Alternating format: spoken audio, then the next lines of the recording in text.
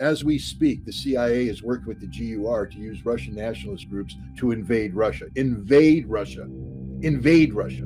That means that 5,000 Russian nationalists trained by the United States, equipped by the United States, directed by the United States, operated under the umbrella of Ukrainian intelligence, are leaving Ukrainian soil and invading the soil of Russia in Belgorod and Kerch. Now, they've been defeated, but again, they invaded.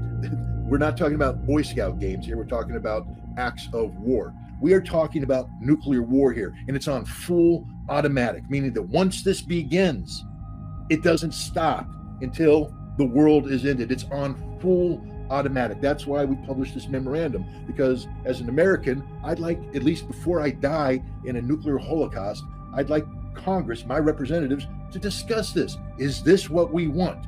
And the purpose of this invasion, which began in early March, was to disrupt the election of Vladimir Putin. It's just stated that the heads of these nationalist groups have said this, and Ukrainian intelligence has said this, and it's a long-time mission of the CIA to accomplish this. So we say that. So now we know that the CIA is capable of carrying out acts of violence on Russian soil. So now we go to what happened in Moscow. We know that these perpetrators were already operating in Russia. They left for some training in Turkey, came back. The timing, they were supposed to launch their attack. They cased out this venue. The attack was supposed to be launched on or about March 8th or 9th. Why? Why that venue on that date? Because a Russian superstar named Shaman was performing on that date, a patriotic concert that was going to be attended by many high-ranking people. That's the day it was supposed to happen, but the security was too tight, so the terrorists backed off, went underground, and waited until security reduced. Why would they attack on that day? Again, to disrupt the election, to undermine confidence in Vladimir Putin. The United States says they provided intelligence.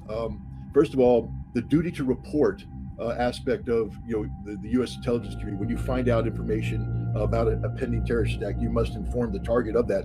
That duty to report is done. It only works if it's done through official channels. Why? Because you're officially saying this intelligence is the real deal. You need to act on it.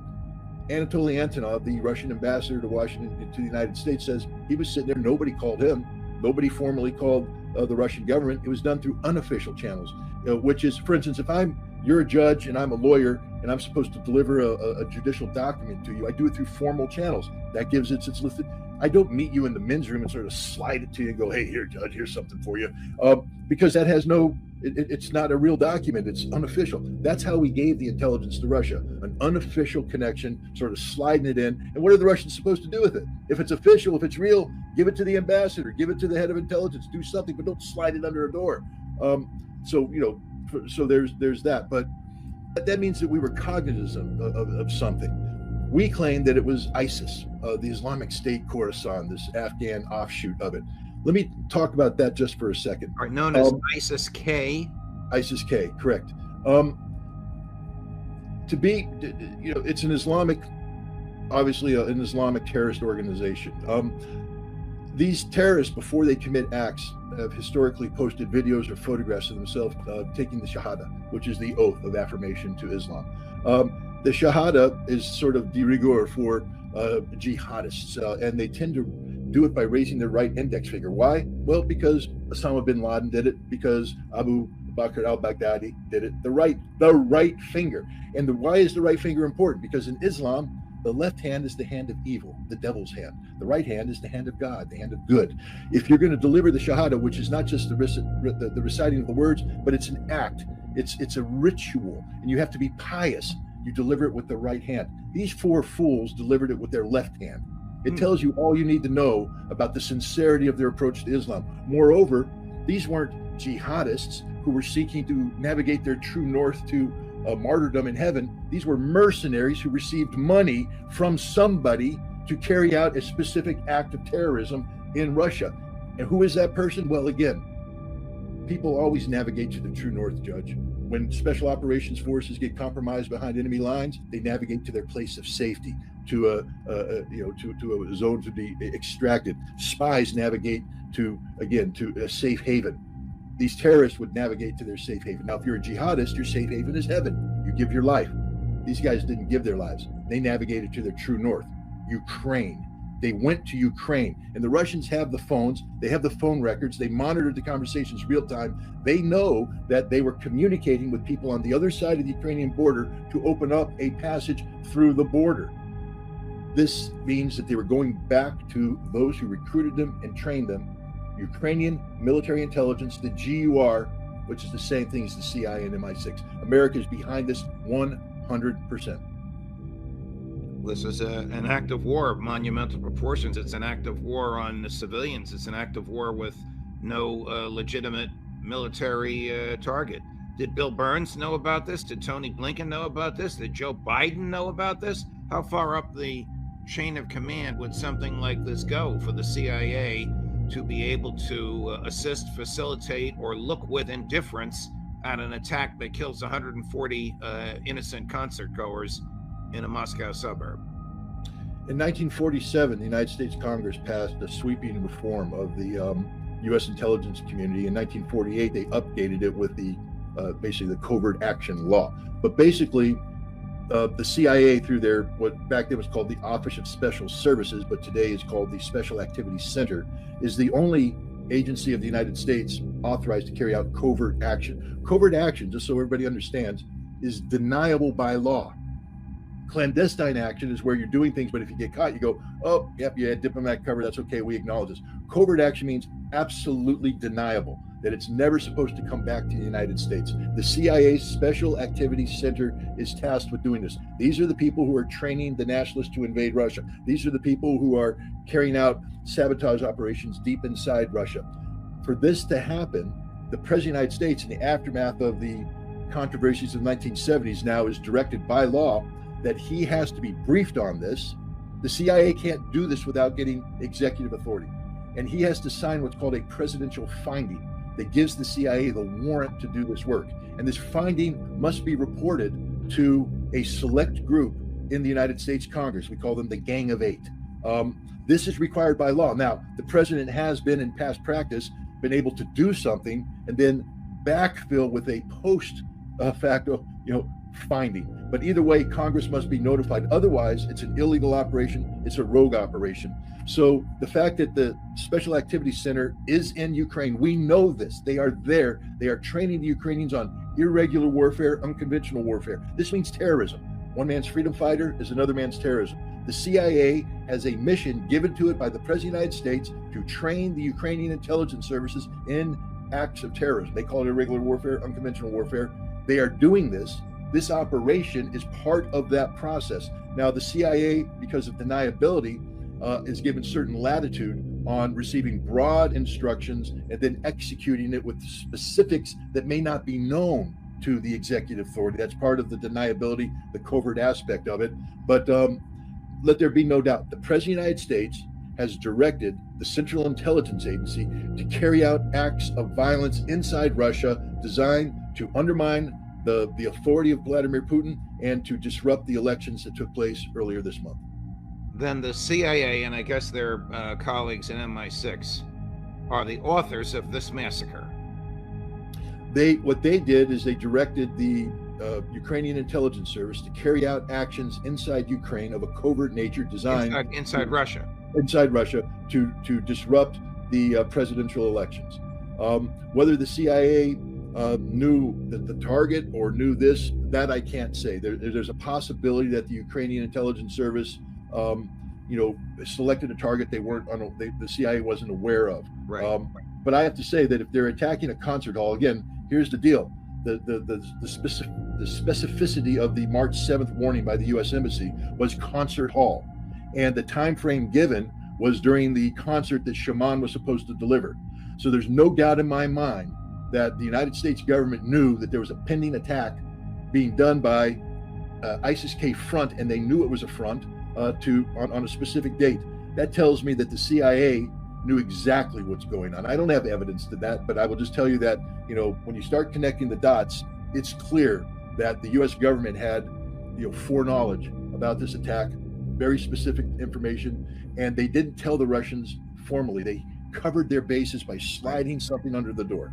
We are talking about nuclear war here, and it's on full automatic, meaning that once this begins, it doesn't stop until the world is ended. It's on full automatic. That's why we published this memorandum, because as an American, I'd like, at least before I die in a nuclear holocaust, I'd like Congress, my representatives, to discuss this. Is this what we want?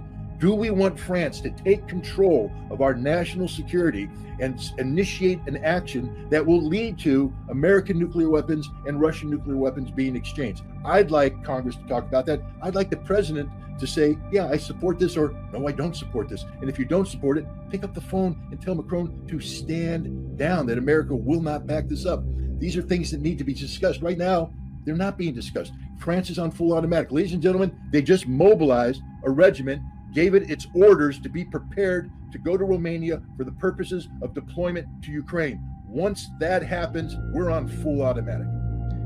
All right, the memorandum which you of which you speak, which you authored, and which is signed by a lot of our colleagues, Karen Kwiatkowski, Matt Ho, Ray McGovern, Larry Johnson, Colonel McGregor.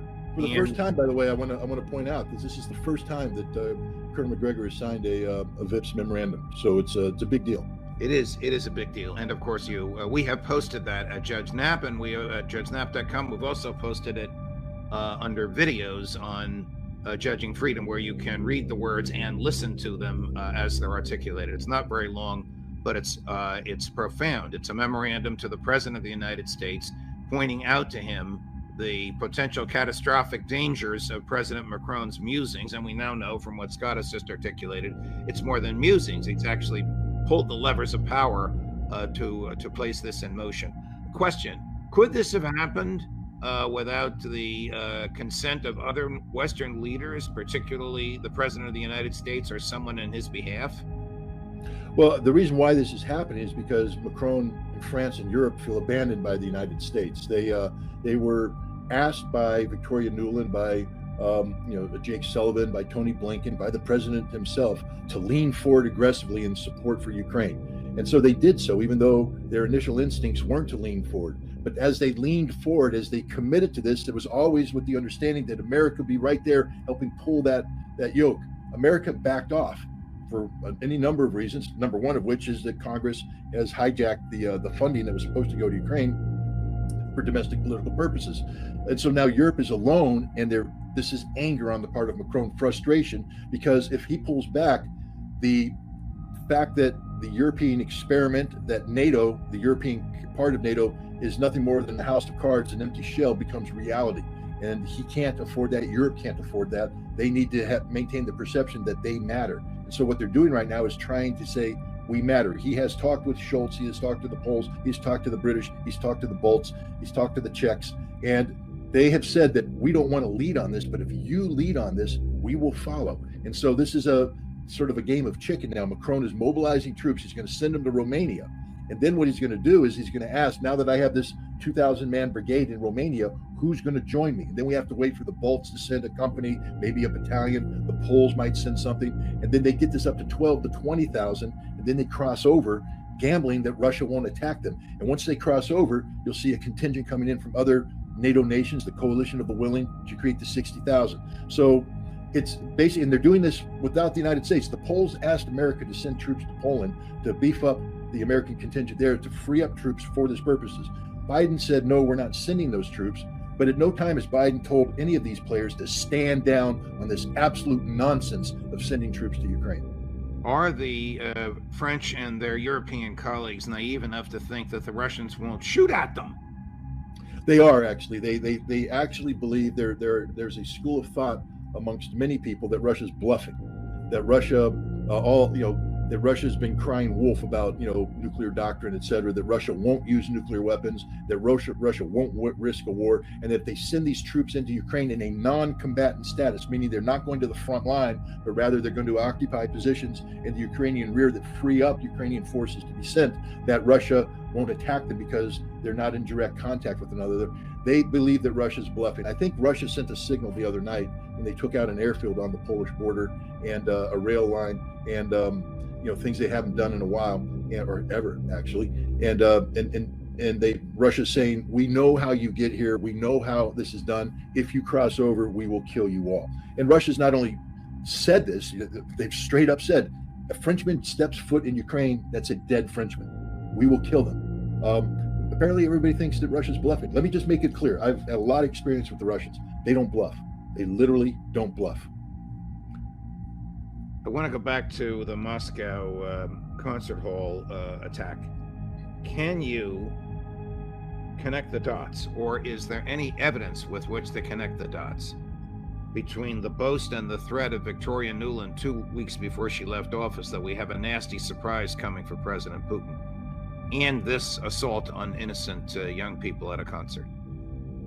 I think that Victoria Nuland was aware that the United States had a program in place to disrupt the elections of Vladimir Putin using Ukrainian intelligence as the proxy.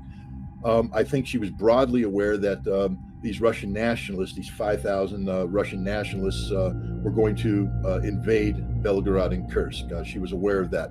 She was broadly aware that the Ukrainians were going to carry out acts of sabotage and violence inside Russia. To this, whether or not she knew the specific target, I can't say that, except to say that the statement of the U.S. Embassy specified concert centers.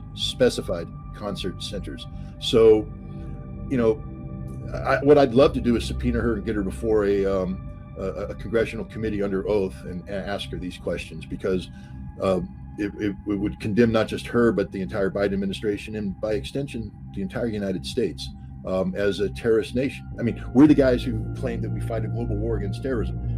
We have become the terrorists. I hope people understand it. We have become the terrorists. We are responsible for setting in motion events that culminated in this horrific attack in Moscow. We are. If we didn't start things, if we didn't train the Ukrainian intelligence, if we didn't have a presidential directive to disrupt the elections in Russia, I want to remind you, to disrupt the elections in Russia. All this, the Russians are interfering with American elections. We have a presidential finding directing the CIA to disrupt the presidential elections in Russia. And America's going, no, so what?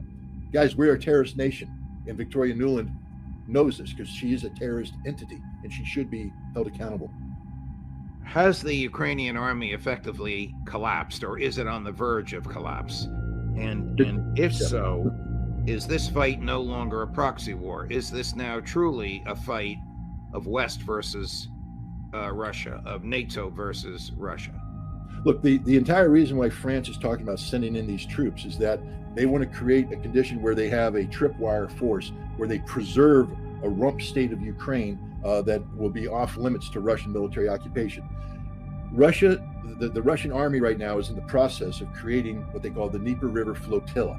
And it's a division plus sized force whose mission is to patrol the Dnieper River, to control the Dnieper River. Russia doesn't control the Dnieper River right now. Why would they create a flotilla that'll be ready this summer to do just that? Because this war has reached the phase where the Ukrainian ability to hold the line that they have right now is gone. Everybody's saying they are collapsing. It will be a precipitous retreat back to the Dnieper River. At which point in time, Russia controls the river, which is an important geographical barrier. They've also are creating two combined arms army, which when combined with forces that will be released through the creation of a Dnieper River line will allow them to attack towards Kharkov and towards Odessa. This is happening. This is happening right now. This war is transitioning to a phase that can only happen with the collapse of the Ukrainian military. That's why Macron is panicking, saying we have to send in French soldiers. We're at that stage right now where the Ukrainian army, every day, they're giving up a village here, they're giving up a village there, they're giving up a village because they can't hold them. And they don't have anything left. We're going to see very soon, I believe, a withdrawal to the Dnieper River line, and that's going to free up Russian forces, and then they're going to go and they're going to secure, like I said, Kharkov, Odessa, and if there's French forces in the way, they'll die. Do you think that this will be Russia against NATO in 6 months? I hope not. I hope NATO's smart enough to know that we can't confront Russia with anything other than nuclear weapons. Well, they're obviously not smart enough in light of what Macron is doing and what his colleagues are prepared to back him up on, this critical mass in Romania. Well, I mean, again, let's be clear. I think what's happening here is a game of chicken. What I mean by that is, it's like me and a bunch of my friends when we were in high school going to the quarry and staring down there at the drop to the water below, and each of us saying, "I'll jump if you jump. I'll jump if you jump."